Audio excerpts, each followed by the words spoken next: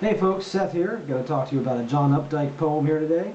John Updike is one of my favorite poets, which is another thing that makes me incredibly unique because most people only know him as a novelist, and I've actually never read, well, I've read 3 John Updike novels, the Rabbit novels, but I've never read really anything else by him, but I've always loved his poetry. He's probably my second favorite poet. He's dead now, just died a couple years ago. Anyway, first let me talk to you about this book, because in this day and age of technology and all that,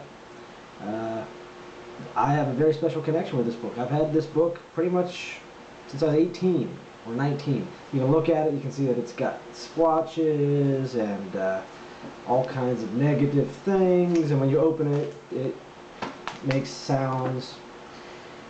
It's one of the few collections of poetry I have that I have never had to replace. So, interestingly, about the collections of poetry, whenever you're a big poetry reader, you can have a book like this for your whole life. And I can have a book like this my whole life and open it up and find something new. Because I don't read poetry collections cover to cover. I just sort of like amble through them. And a couple weeks ago, I picked up my Updike, my trusty Updike, and I found a poem I'd never even seen before that I really love, and it's about a turtle.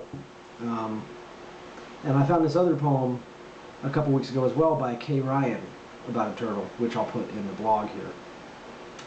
But I'm going to read you this one. It's not a difficult poem, but it's dense. There's a lot going on.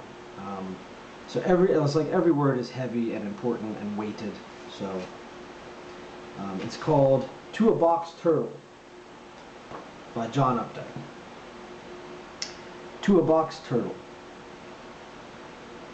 Size of a small skull, and like a skull segmented, of pentagons healed and varnished to form a dome.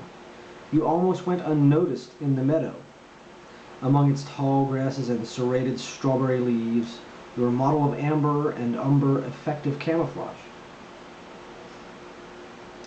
You were making your way through grave distances, your 4 feet just barely extended and as dainty as dried colsanth fins, as miniature sea fans, your black nails decadent like a Chinese empress's, and your head a triangular snakehead, eyes ringed with dull gold. I pick you up. Your imperious head withdraws. Your bottom plate, hinged once, presents a no, with its courteous waxed surface, a marquetry of inlaid squares, fine-grained and tinted tobacco brown, and the yellow of a pipe smoker's teeth.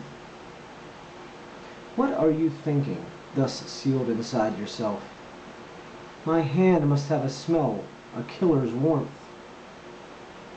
It holds you upside down, aloft, undignified, your leathery person amazed in the floating dark. How much pure fear can your wrinkled brain contain? I put you down. Your tentative, stalk-bending walk resumes. The manifold jewel of you melts into grass. Power mowers have been cruel to your race, and creatures less ornate and unlikely have long gone extinct. But nature's tumults pool to form a giant peace.